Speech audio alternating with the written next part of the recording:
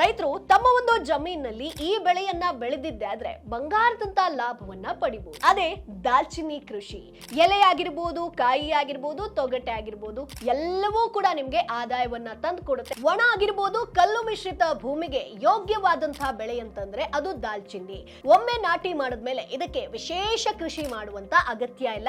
ಮೇಲು ಗೊಬ್ಬರ ನೀಡಿದ್ರೆ ಗಿಡದ ಬೆಳವಣಿಗೆ ಉತ್ತಮವಾಗುತ್ತೆ. ಜೊತೆಗೆ ಗಿಡವನ್ನ ನಾಟಿ ಮಾಡಿದ 5 ರಿಂದ 6 ವರ್ಷಕ್ಕೆ ಕೊಯ್ಲಿಗೆ ಬರುತ್ತೆ. ಅಂದ್ರೆ ಕೊಯ್ಲು ಅಂತಂದ್ರೆ ಮರದ ಚಕ್ಕಿಯನ್ನ ಕೆತ್ತುವಂತದ್ದು. ಜೊತೆಗೆ ಇದರ ಒಂದು ಎಲೆಗೂ ಅಷ್ಟೇ ಡಿಮಾಂಡ್ ಇದೆ. ಹಾಗೆ ಇದರಲ್ಲಿ ಬಿಡುವಂತ ಕಾಯಿಯೂ ಕೂಡ ಉಪಯೋಗಕ್ಕೆ ಬರುತ್ತೆ. ಚಕ್ಕೆ ಆಗಿರ್ಬೋದು, ಎಲೆ ಸಾಂಬಾರ್ ಪದಾರ್ಥವಾಗಿ ಬಳಕೆ ಬಂದ್ರೆ ದಾಲ್ಚಿನ್ನಿಯಿಂದ ನೋವಿನ ಎಣ್ಣೆ ಆಗಿರ್ಬೋದು, ದಾಲ್ಚಿನ್ನಿಯಲ್ಲಿ ಸಿಗುವಂತ ಯುಜಿನಾಲ್ ಹಾಗೆ ವೆನಿಲಲ್ ನಿಂದ ಲೋಕಲ್ ಅರವಳಿಕೆ ತಯಾರಿಕೆ ಮಾಡ್ತಾರೆ. ಸೊ ಹಲ್ಲು ನೋವಿಗೆ ಇದು ರಾಮಬಾಣದಂತಹ ಔಷಧಿ ಅಂತ ಕೂಡ ಹೇಳ್ತಾರೆ. ಸೊ ಹಾಗಾಗಿ ದಾಲ್ಚಿನ್ನಿ ಕೃಷಿಯನ್ನ ನೀವು ಮಾಡಿದ್ದೆ ಆದ್ರೆ ಕಡಿಮೆ ಬಂಡವಾಳದಲ್ಲಿ ಒಳ್ಳೆ ಲಾಭವನ್ನ ಪಡಿಬಹುದು. ಅದು ಕೂಡ ಮೂರ್ ಆದಾಯ. Boss Vala, B the boss.